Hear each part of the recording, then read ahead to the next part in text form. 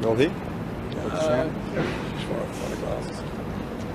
Okay, thank you all for coming. I'm here today with Health Minister Brad Hazzard, our Chief Health Officer Dr. Chan, and Deputy Secretary of Health Susan Pearce on what is an important day for our state, as obviously further restrictions are being released in New South Wales.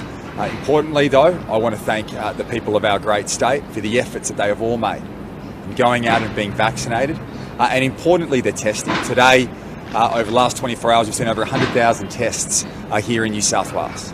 I have complete confidence in our health system and complete confidence in the people of our great state to keep our people safe during this next journey of the pandemic. As we've said from the outset, vaccination has been the key for us to being able to open up safely. We've always said as we've opened up, as mobility increases, case numbers will increase.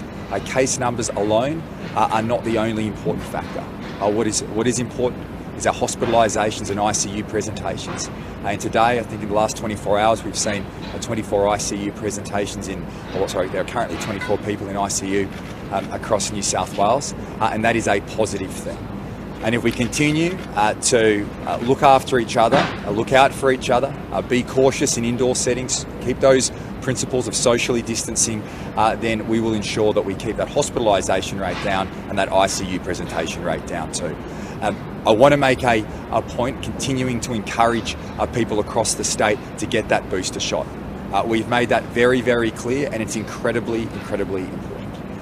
And I want to thank everybody who has gone out right across our state to get that booster shot. You can have that booster, that third vaccination, at your GP, your pharmacist, and in addition to that, obviously at our vaccination centres at Homebush and Granville.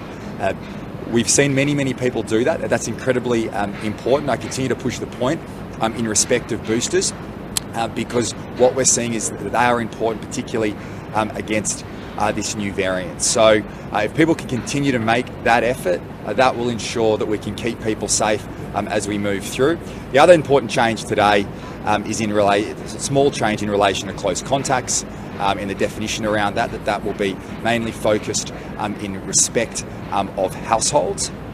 So if you're deemed to be a household contact, a close contact would be generally a member from your household, but Kerry will go into further detail in relation to that because there may be occasions where health may determine outside of that definition that you would be a close contact. In those circumstances, rather than having to isolate for 7 days, you'll just need to get a negative PCR test. So I want to once again end by thanking everybody across the state. We never believed that we'd be able to get to a vaccination rate that is close to 95%. The government has done what the government has had to do. Some of the decisions we've made have been unpopular, I accept that. But I can say that everything that we have done has been focused on keeping people safe, keeping the economy open, and keeping people in work. But the efforts that everybody has made around our state to get vaccinated, particularly want to urge those people who have had one dose of the vaccination and have not gone back for your second dose vaccination, please do so. We are seeing the uptick in cases. That should be a reminder to us all, in order to keep people safe, in order to put downward pressure on the hospital system here in New South Wales, in order to put downward pressure on ICU presentations, please go out and get that second shot. And if you're eligible for that booster, we've seen that the TAGI's come out, TGA's come out, and so we're moving that period from 6 months to 5 months. So there'll be many more people now across New South Wales who are eligible for that booster shot. Please go out and do it. That has been the key to us being opening up as quickly but as safely as possible. So I can't reiterate that enough. But if you haven't received your second dose, please do so. And if you're eligible for your booster, which is now 5 months after your second dose, please go and do it. I'm now going to pass to Minister Hazzard. We'll reiterate some of the health messages. Then Dr. Kerry Chan will give an update in terms of new cases and areas of concern. And then Susan Pearce will speak to a range of matters, but particularly as well the importance of vaccination and booster shots to keep us safe. Brad? I think it's fair to say that almost 2 years since our first cases of the coronavirus in New South Wales, most people would be familiar with the concept of the major concern that we've always had is whether or not our health system would be able to cope with the increased number of patients coming into our hospitals and coming into our intensive care units. the New South Wales government has done a lot of work to make sure that our ICUs are very capable, our intensive care units are very capable, our hospitals are very capable. Well, I want to thank, as Health Minister, I want to thank all the health staff who continue, despite the load that they've borne for 2 years, they continue to look after us, and they will continue to look after us. Our hospital system is well equipped to look after what may come. But I would like to also stress that we are facing the reality of a reproductive rate of this virus at being more than 1.5. Now, most of the community would know from many conversations we've had with them that we try to keep the reproduction rate below 1 because that generally means a declining number of cases of the coronavirus, whether it be Delta, whether it be Omicron. What we are seeing now is a very substantial increase in the coronavirus, the current variant, Omicron and Delta, and we're seeing every 2 to 3 days. Currently, we're seeing a big increase, in fact a doubling. Every 2 to 3 days we're seeing a doubling of the number of people who are actually getting the virus. We therefore are on alert and cautious. I think the community needs to be aware of that, but also to understand that we're trying to make sure that we normalise as far as is possible in a one in 100 year pandemic the way we live our lives. And our government is going to strike and continue to strike that balance. But at the end of the day, prior to COVID, we all took individual responsibilities for ourselves, for our health, and now is the time for each of us to realise that is what we must do if we want normality. So, my strong advice to the community is, as we see these numbers increasing, and I remind the community it was only last Monday fortnight that we had 180 COVID cases. Today we have 1,360 cases. Now that tells us each of us have a responsibility to look after ourselves, our family, our friends. The one thing that we know about this, well, the one thing that it would appear to be likely with the Omicron variant is that the vaccines are not stopping transmission. The transmission appears to be quite high. We've seen that happening in Newcastle out of one rather crowded party at a nightclub. And it may well be spreading across New South Wales as we stand here talking about it, all these young people who've no doubt out and about. But what we do know is that it would appear, on the early evidence here in New South Wales and certainly from South Africa and the United Kingdom, it would appear that the severity of illness is not as bad as it was with previous variants of the coronavirus. Now that's a really, really important message that every single one of us should understand. So for those who have had the 2 shots, the first 2 jabs, my strong message is if you're eligible for the booster, go and get it as soon as possible, because it may not stop you getting the virus, but it will stop you ending up getting very ill on our early evidence, and that is crucial. I would also say that each and every one of us have a responsibility to get that message across to all of our friends. We know that there are a small percentage, around about 5% in our state, who have chosen largely to not get vaccinated. My message to all of those people is have a rethink, please have a rethink, because getting vaccinated may well save your life, and it may save your family's life. If you don't care about yourself, if you bring the virus home to your aunt, your uncle, your children, your grandparents, you may be the person responsible for seeing that person get quite ill. So please go and get vaccinated. There are people with immunodeficiencies, people who don't recognise the particular frailties that they have, and they may be in your family, and you may be responsible for your inactivity in vaccination may lead to their very serious illness and possibly even death. I'd also add this, back to normality is great, but gee whiz, we've got Christmas coming up. If you don't need right now to be in a jammed in, packed in environment with no windows and nothing happening except music thumping, well maybe it's not a good time if you want to have a Christmas day. My strong suggestion there would be go quietly amid the noise and the haste, and just take a little bit of a time out and enjoy Christmas with less people perhaps on Christmas Day, and preferably outside, but certainly with the windows open. Just be cautious. If you are caught in an environment where you're inside, there are a lot of people, and obviously at the moment, Christmas shopping, I tried to do some last weekend, it's pretty busy. So wear a mask. As of today, it may not be legally required, but for you and for many, it would be very sensible to actually wear a mask. Just, again, personal responsibility. And as we move forward, I should also just say this. On the simple maths of 1.5 or thereabouts of the reproductive rate, it is concerning that the simple maths is being looked at by the Epidemiology Public Health Unit at the University of New South Wales, and what they're telling us is that by the end of January we could be looking at 25,000 cases of the virus every single day. So that takes us, on my maths, to about 175,000 in a week. That's one big difference from 1,360 today, which already is a cause for concern. So as we go forward, if that is the maths, and it's a lot of work to do on that maths, and the inputs to those sort of mathematical equations, the algorithms that apply are always difficult. A lot of the work that goes into that algorithm has been done from the UK and from South Africa, which aren't exactly analogous. We know that. And I'd remind everybody that I think it was in our first year, we had similar modelling that I've talked about publicly that told us we'd have 25,000 deaths in the first year.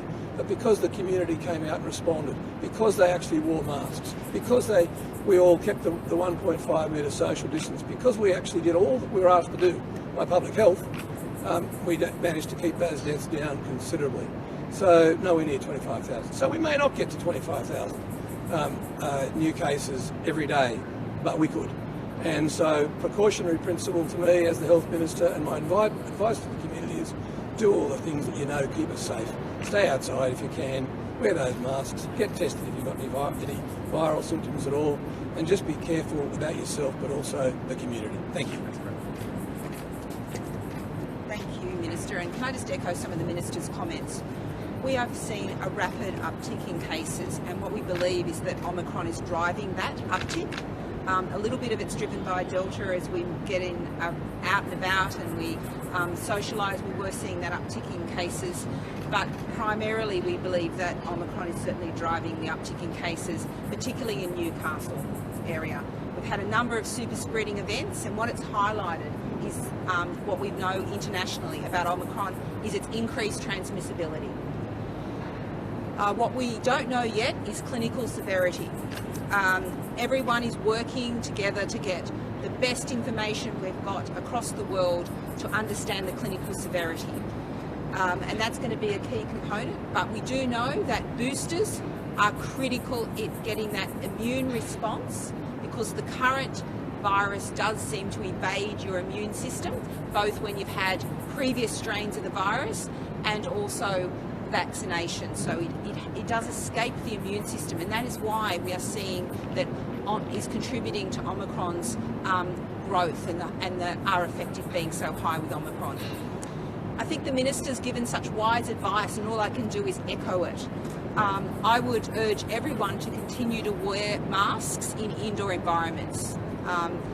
It's a small price to pay. I know that it can fog up glasses, and I can know it can be annoying, but it's a very tiny act, and you're actually protecting yourself, but more importantly, you're protecting others.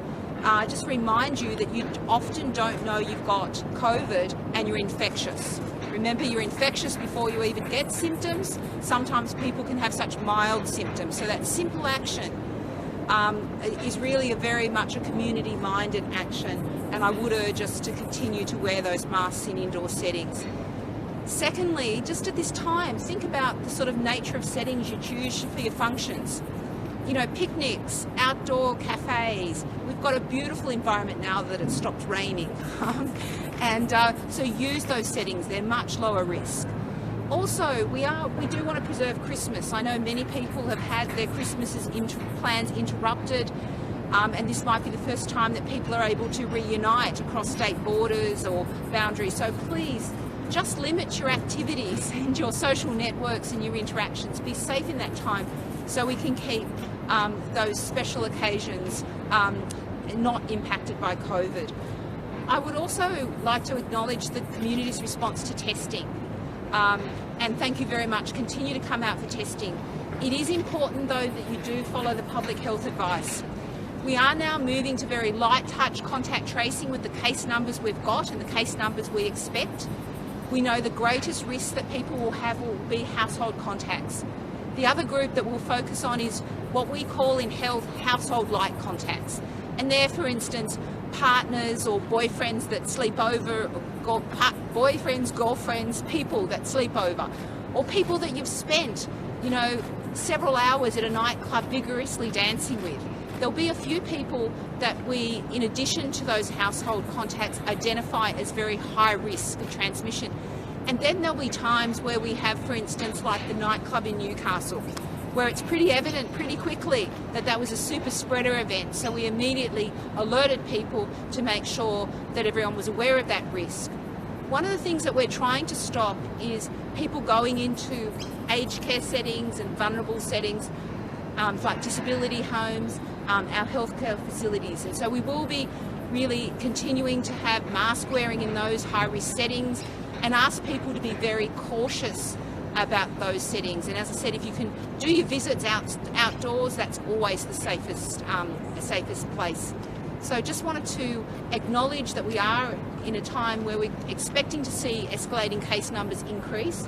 We still don't have enough information to inform our assessment about the severity profile, but we believe that that information will be emerging over the next 2 weeks, particularly from the UK, our own experience, and also from countries like Denmark, and clearly we're also monitoring the situation in South Africa. But what the steps you can fundamentally take is keep yourself safe, get tested if you've got any symptoms, realise that your risk of coming across Omicron is going to be very high and increasing, so make those decisions for yourself. Get a booster. I can't stress that. Please get a booster. We know that third dose will really elevate your immune protection, and you need that with Omicron. And otherwise, just make those personal decisions and take those personal decisions wisely. Thank you. Kerry, Thank you. Just with respect, everybody's mentioned boosters this morning, and we know that New South Wales Health during the course of this year was able to step up and do huge numbers of vaccinations.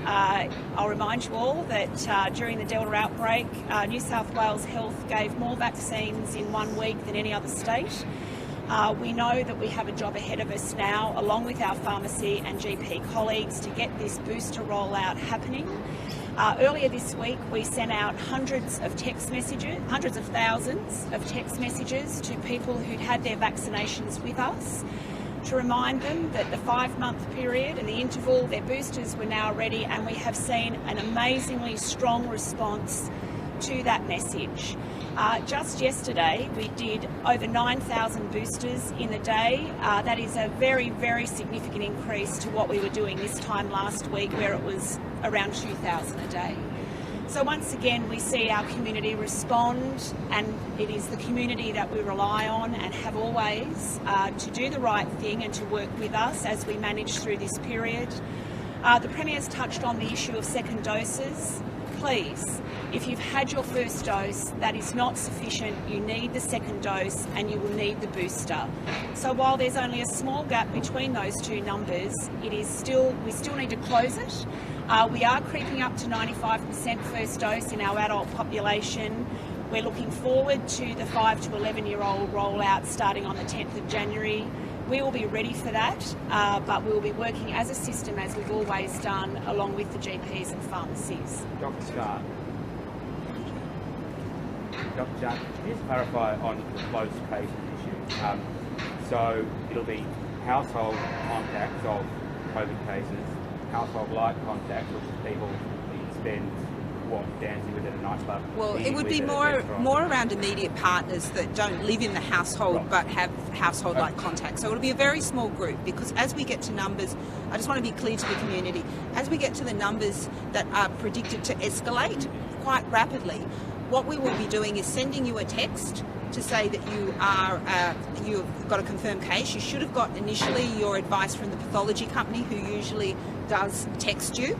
We will then send you some advice, and And we'll be also interested in whether you've worked in an aged care facility, an Aboriginal, some high-risk settings. We'll capture that information, but we're going to have to do this in a very automated way.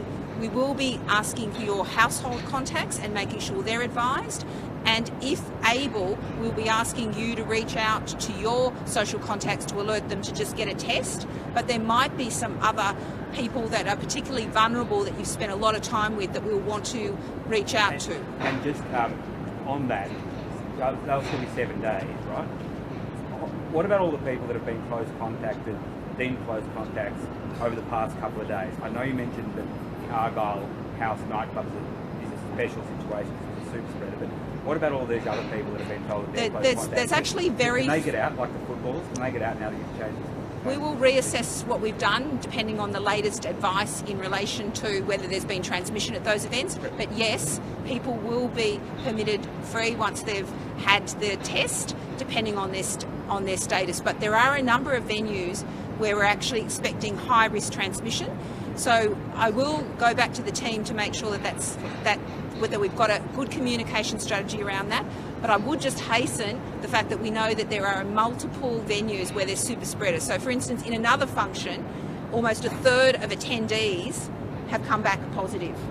Was that in Newcastle? Yes, that's in Newcastle. What was the venue? It was a graduation ball, and in another context. So what I'm trying to say is we've got to rapidly assess those ones and make sure that those very high-risk people, because what we're trying to do is make sure that people don't unknowingly go to work or sensitive settings and spread it. If people are watching this now or listening to this and they're considered a close contact, do they have to isolate for 7 days?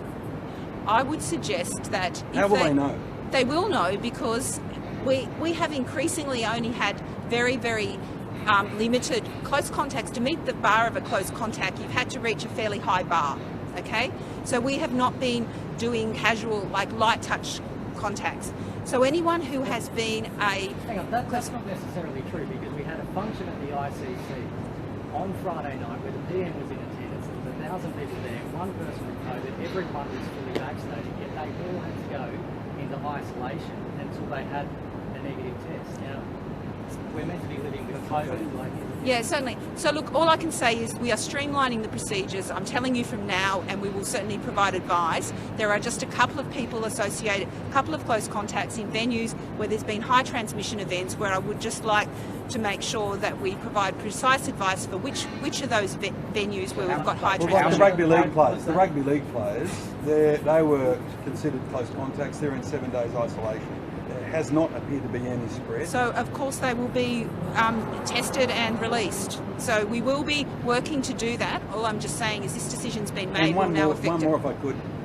Everyone who's spoken here said wear a mask. Why did we wind back that restriction today when you're all saying everyone should wear a mask?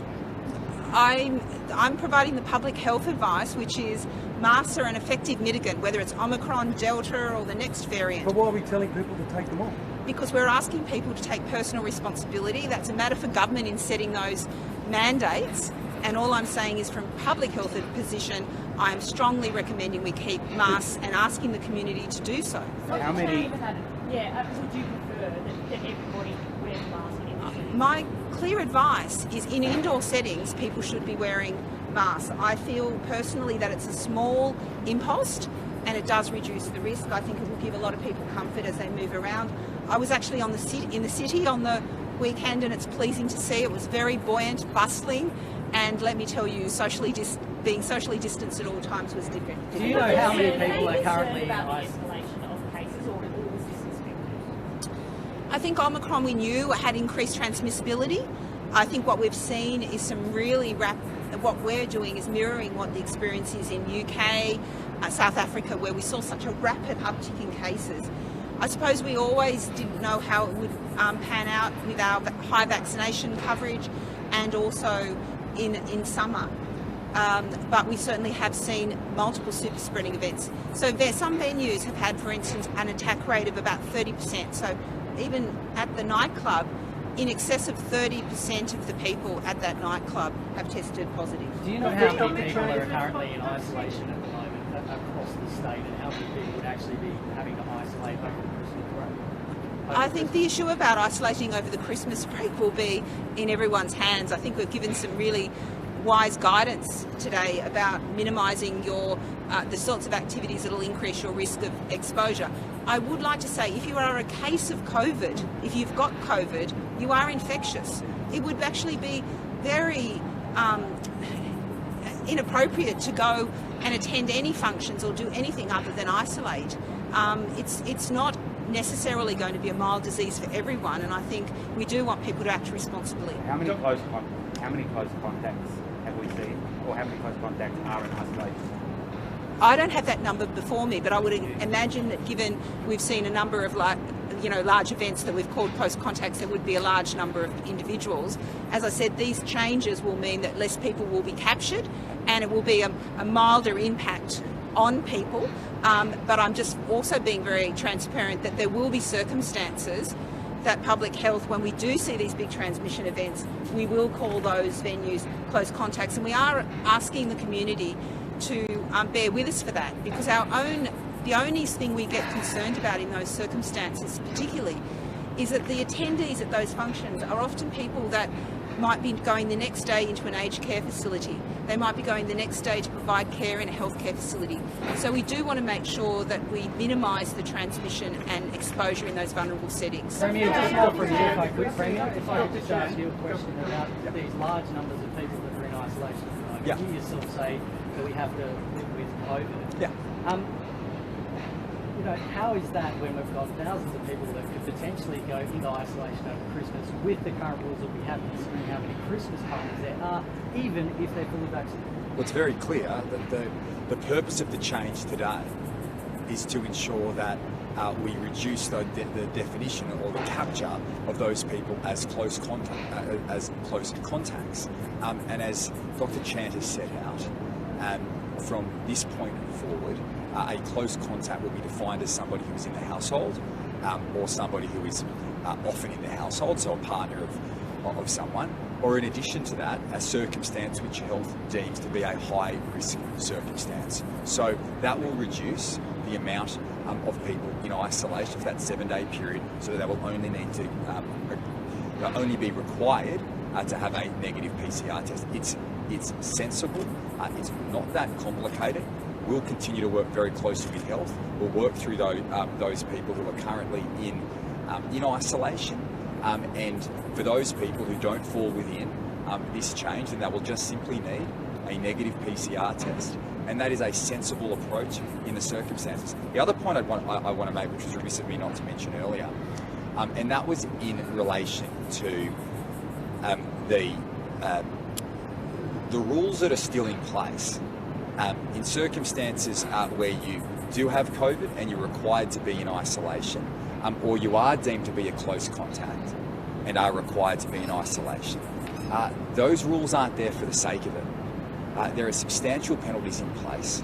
We want to make sure that we continue to put downward pressure on the hospital system, hospitalisations and ICU presentations. The best way of doing that is taking personal responsibility, but following the rules that are in place. We aren't putting these rules in for the sake of it. We are learning to the question to live alongside the virus. Yes, case numbers are increasing. Case numbers would as we opened up our state.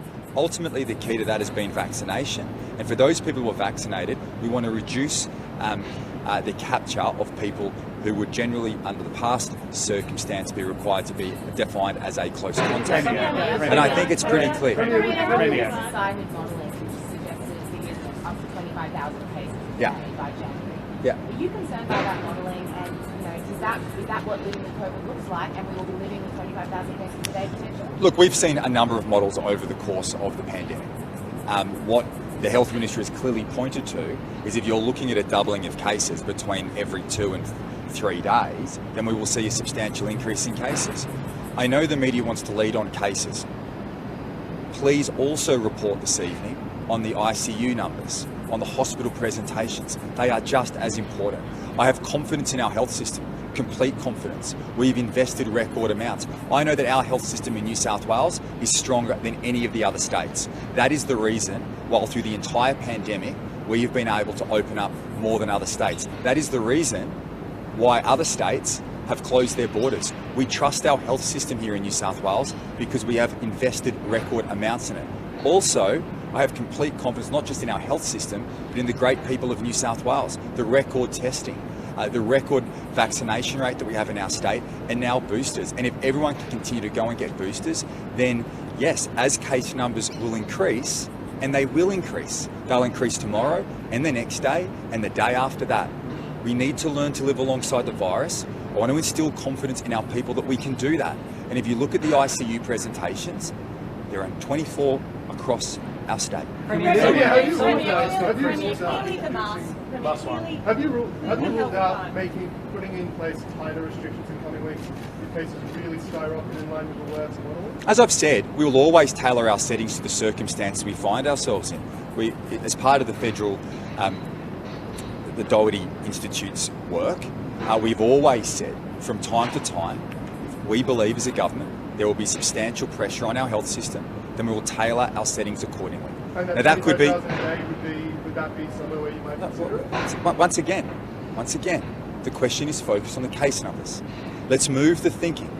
Please, in the media, can we please shift the thinking on the news tonight? Can we please shift the thinking from the case numbers to ICU presentations and hospitalisations? That is the most important key. Premier, you're saying that, but minutes ago, your health minister said we're going to get to 25,000 cases a day potentially by January. Yeah.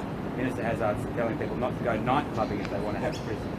Dr. Chancellor us to get their mobility giving them masks on the same day that restrictions are easing across the board, including the unvaccinated people. Yes. Aren't you sending a completely contradictory message? No, we're not. What we're saying today is we're learning to live alongside the virus. Vaccination has been key to that. The key message today for the people of New South Wales is thank you for the efforts that you've made. In addition to that, please continue to take personal responsibility. Personal responsibility is key. Currently, we still have rules in place. If you do get COVID, you have to isolate for 10 to 14 days. No one wants to isolate over the Christmas period. So take personal responsibility. Socially, hold on, I'll finish. Take personal responsibility, socially distance, follow the rules that are in place. There are always going to be challenges coming our way. No country around the world is immune from COVID. Case numbers will increase. I've sat in every press conference since becoming locked down. If you want to celebrate Christmas, basically lock yourself down until you get to Christmas. No, not at all. What is it? I mean, if you look, what this is about today is as we open up, we are opening up safely. We have said from the outset, for the last 60 odd days as I've been Premier, I have said, as we open up, as mobility increases, case numbers will increase.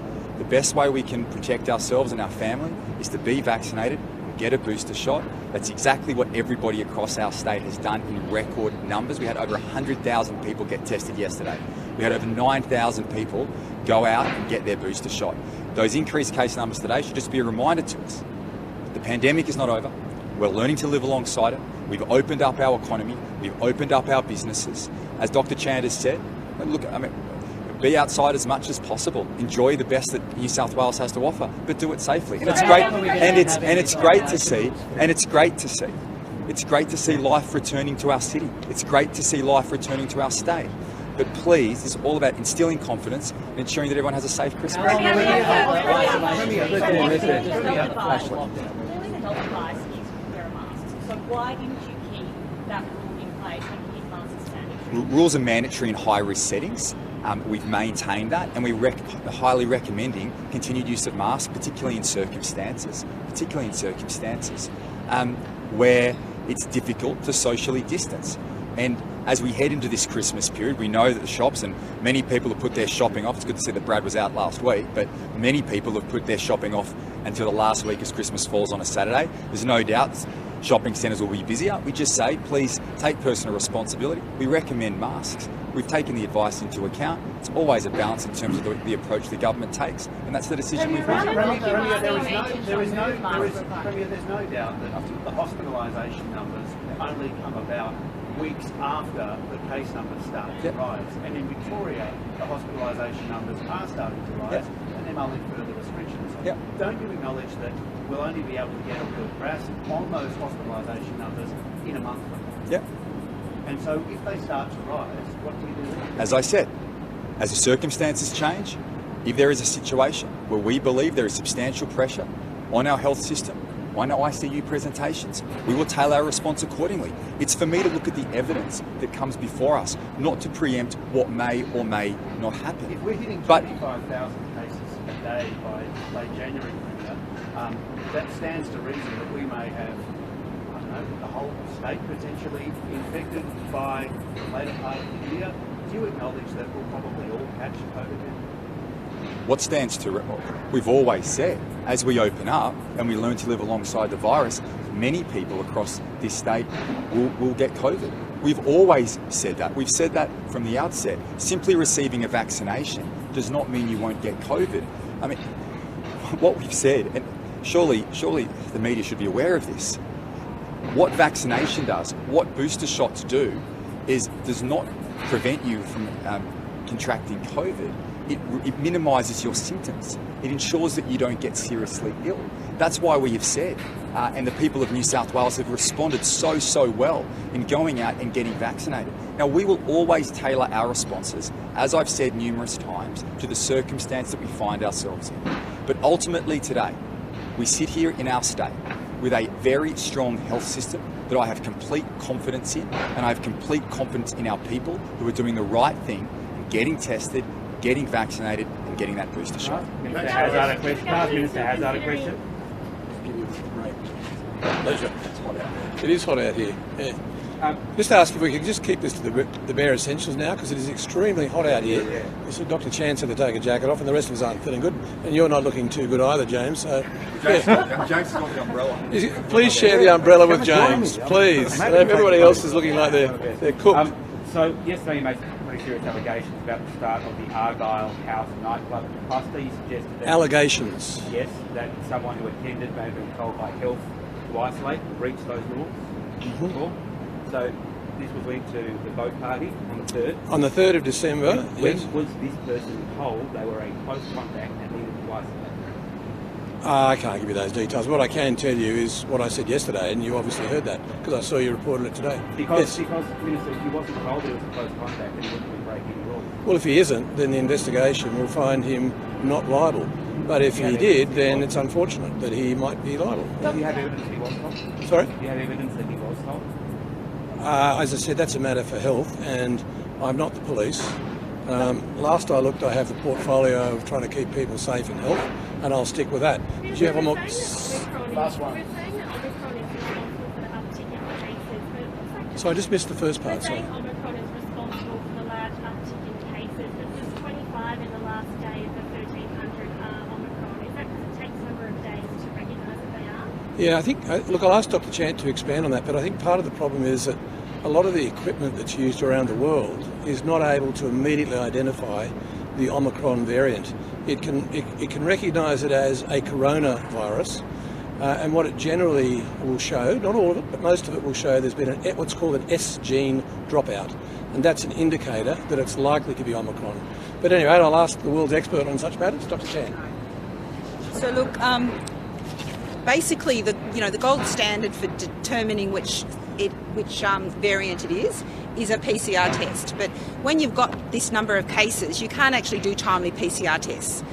We know that in the main, there's this thing called the S gene dropout that the Minister described. Laboratories across the state use different machines that test for multiple targets on the virus. And a few of them test for what's called an S gene as well as a couple of other genes. Now, one company in particular has got that test, and so we know that the tests coming through from that company come in and tell us that they're S gene dropouts.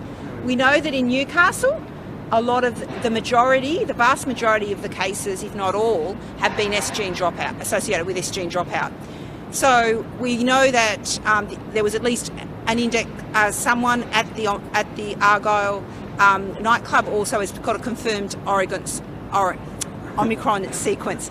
So just to be clear, going ahead, we will have to rely on this S gene dropout to give us this indication as Omicron sweep. We believe that Omicron will probably take over from Delta as the dominant type, or we may actually see Delta and Omicron transmitting. So we just don't know. Overseas, they're probably seeing one surpass the other. But that's why the numbers are not, what we're reporting is those that are confirmed cases, but what the data I'm seeing is an uptick in the S gene dropout, proportion of cases in Sydney, where there's S gene dropout, and then in Newcastle, the predominance of S gene dropout So cases. do you think most of the cases up there? So I think most of the cases up in Newcastle are driven by the Omicron. Yeah. And Dr. Chan, we're told to focus on the hospitalisation, but given that we don't yet know, as you said, the severity of this, how do we know that hospitalisations aren't going to increase with this exponential rise in cases? So it also is a numbers game. So even if the disease, that we don't yet know the disease severity, but even as case numbers rise, even if you've got a very milder disease, it still will lead to hospitalisations and ICU. We've got to gather that information because that's a really key point, that we really need to understand the clinical severity, and we need to understand what it looks like in elderly people, what it looks like in people that have got underlying health conditions, to actually inform what are the best strategies we can put in place to protect them. But can I just say, one single thing we know works, or is on the best available evidence at this point in time, is boosters. And I've seen even this morning some additional data coming in which really emphasises the urgency. So I would recommend that instead of Christmas shopping, everyone shops for a COVID booster online, or reaches out and for their partner to make them an appointment to go online for a COVID shot. And that is the best, exciting gift that can be given. What a great way to end it. Well done. Thanks, Santa. See you guys, Dr. Chan. We probably will see, but if we don't, have a good Christmas, guys. We probably will see.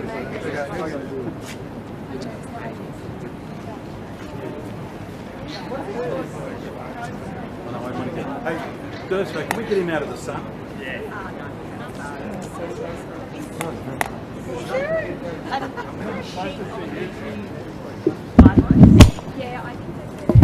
that's it. Sideline help? No.